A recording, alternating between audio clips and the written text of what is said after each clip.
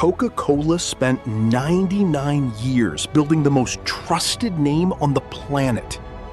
Then, one Tuesday morning in 1985, they walked into their own headquarters and killed it. Not a rival did this, not a lawsuit, not a government. Coca-Cola did it to itself. They took the exact formula that survived 2 world wars, the Great Depression, and 4 generations of unbroken loyalty, and they poured it down a drain. On purpose. Executives stood in front of cameras and called it the future. Within 72 hours, grown men were crying on the evening news. Within 3 months, it would either be remembered as the single dumbest decision in the history of American business, or the most brilliant one ever made. Nobody has ever agreed on which. This is the story of a king who nearly lost his crown, an underdog who almost took it, and a gamble so insane it shouldn't have worked. It starts, strangely enough, with a folding table on a sidewalk. For most of the 20th century, there was no argument. Coca-Cola didn't compete. It reigned. It was in the hands of soldiers on the beaches of Normandy, shipped overseas by the crate because a general once declared that every man in uniform should be able to buy a Coke for a nickel, no matter where the war took him. It was on Christmas billboards in every town in America. Its red and white Santa practically inventing the modern image of the holiday itself. It outsold, outspent, and outlasted every challenger that ever stepped up to it. By the 1980s, Coca-Cola controlled the shelves of nearly every store on the continent. Its executives didn't think of themselves as a beverage company anymore. They thought of themselves as something closer to a permanent fixture of American life, as unshakable as the flag itself. And limping behind it, twice bankrupt, decades of ridicule, written off as the drink nobody chose first, was Pepsi. Nobody in Atlanta lost sleep over Pepsi. Why would they? But somewhere in Pepsi's offices, someone asked a question Coca-Cola never bothered to ask about itself.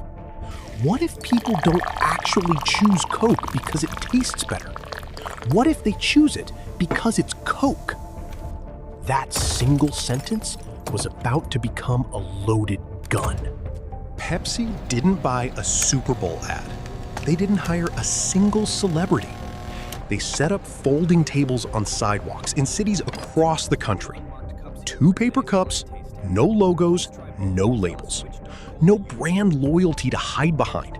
Just a straight, unforgiving question. If nobody told you which one was which one would you actually pick? Over and over, city after city, the same result came back.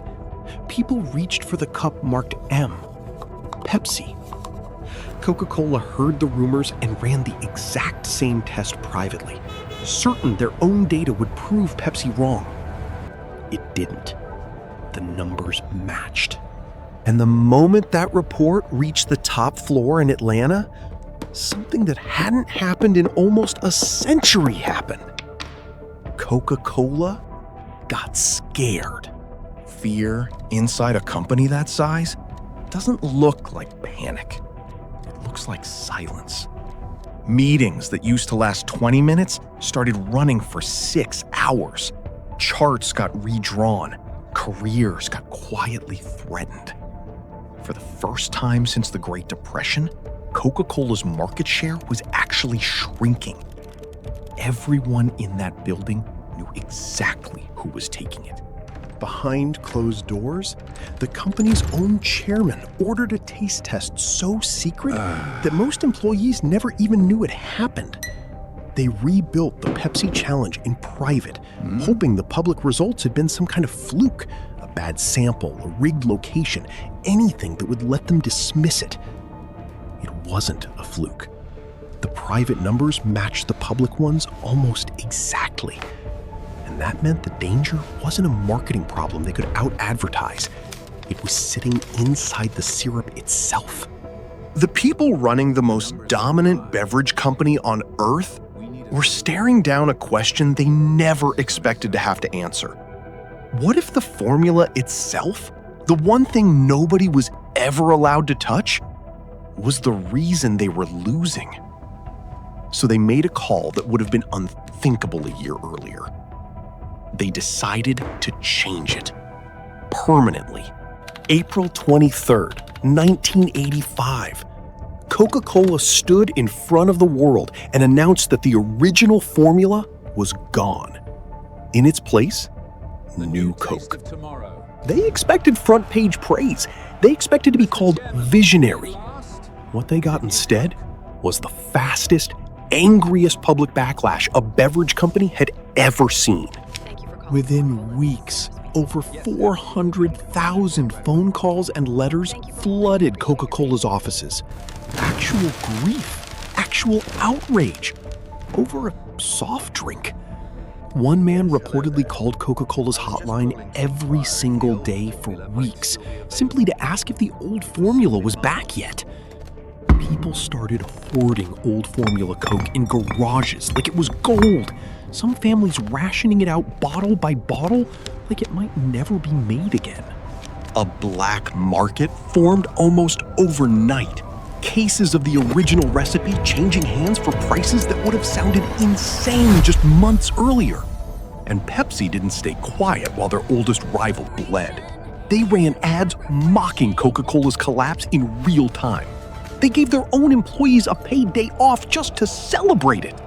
On July 11th, 1985, Coca-Cola announced the formula was coming back. Rebranded Coca-Cola Classic, it returned to shelves exactly 79 days after they buried it. The reaction wasn't relief, it was euphoria. Network news broke into live programming to cover a soda. And when the sales numbers came in, they weren't just back to normal. They blew past every record the company had ever set. That's the part of the story that still doesn't sit right with people. A company doesn't usually come out of its worst public failure more profitable, more talked about, and more loved than it was before the failure happened. Unless the failure was never really a failure at all. To this day, Coca-Cola has only ever called it a mistake. Nobody inside that company has ever admitted otherwise. But somewhere between an honest blunder and a calculated risk, Coca-Cola found something more valuable than a better tasting formula. They found proof that an entire country would riot to get their old drink back.